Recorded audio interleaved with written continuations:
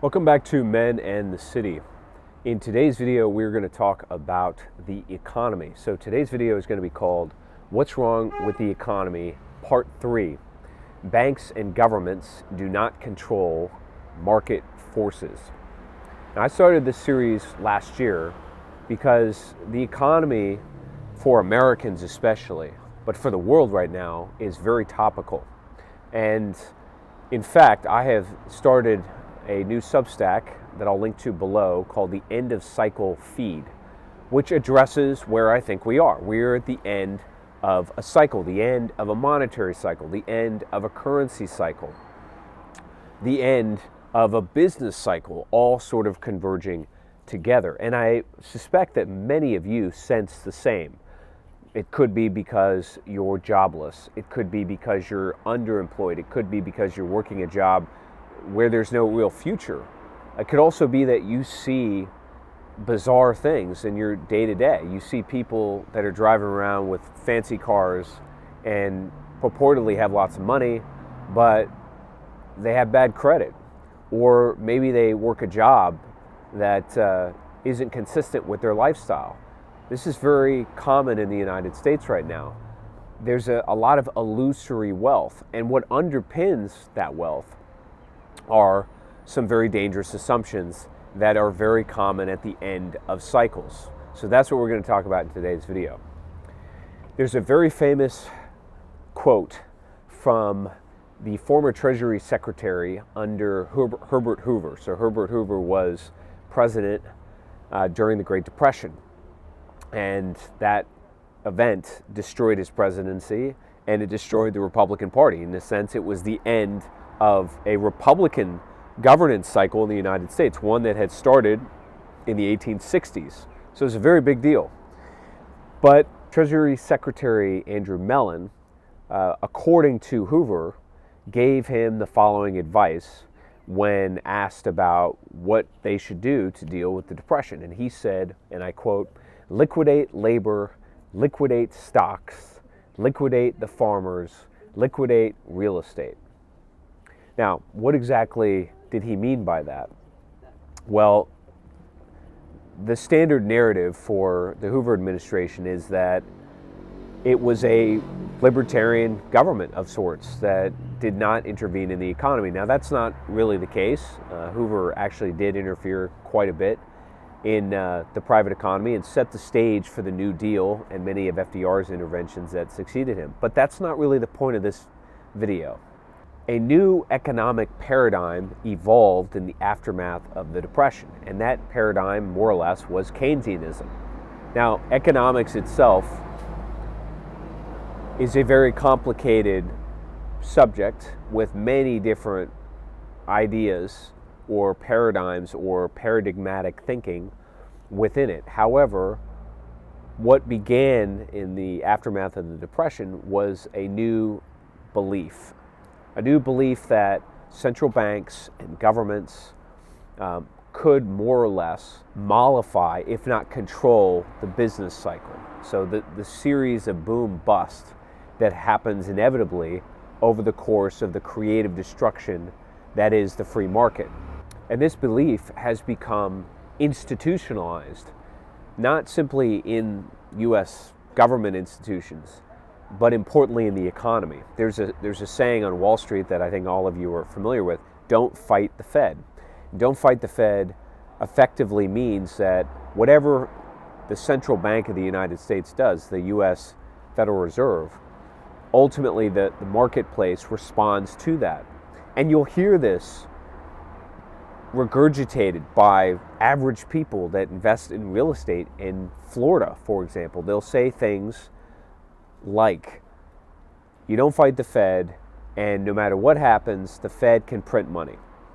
All right, we don't have a debt problem because the government ultimately can print money. Or sometimes you'll hear it put this way: the government will forestall a depression. It will forestall a collapse of the pension system. It will forestall a collapse of the banking system. Whatever happens, the government will intervene and it will prevent the disastrous outcome from happening. And of course, what motivated this is the antithesis of what Andrew Mellon said to Hoover. allegedly, in the 1930s, which is that liquidating labor, liquidating stock, liquidating the farmers, liquidating real estate. In other words, allowing losses, private losses, to occur, allowing the business cycle to run to completion, allowing firms to go bust, allowing banks to go bankrupt, so forth and so on. That's a process that we've mastered. We've arrested the volatility in the system. And there is a lot of evidence that over the last, call it 50 years, that is, in a sense, what's happened. The U.S. government has intervened in virtually every financial crisis we've had. They've bailed out banks. They've bailed out currencies, not just in the United States, but this has happened all over the world. It's happened in Japan. It's happened in various European countries. However, market forces are not controlled by central banks. They're not controlled by governments.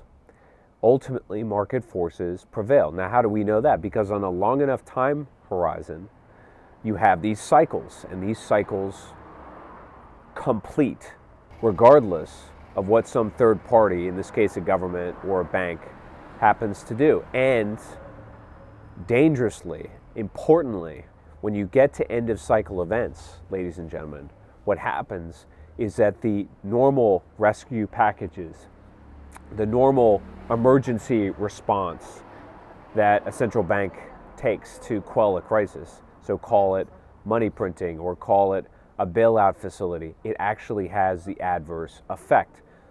And we're starting to experience this as we speak. In Japan, there has been a set of consistent policy actions over the last year to stop the decline of the Japanese yen, which is falling apart as we speak. I'll show a graphic on the screen. At the same time, we know the Fed in the United States has been trying to squash inflation. And while the rate of inflation has come down, depending on what sector you look at, the accumulated effect of inflation, in other words, the aggregate, the real inflation that people are feeling, is extremely high and moving higher, which means the cost of living is rising no matter what they do. And at the same time, the tactics they're using to squash inflation, raising interest rates in this case, is actually causing bankruptcies. It's causing financial bubbles to pop everywhere. What all of this tells you is that we're at the end of cycle.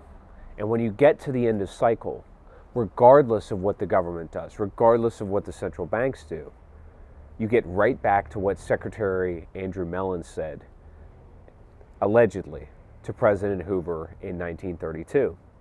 Liquidate labor, liquidate stocks, liquidate the farmers, liquidate real estate. Market forces are taking over, and that's the result that will occur, with devastating social consequences, because pensioners will lose their pensions. Medicare recipients will get cut off. Governments will default, which I know at this stage seems impossible. How could such a thing occur? The dollar's too strong, or other countries desperately need us, whatever.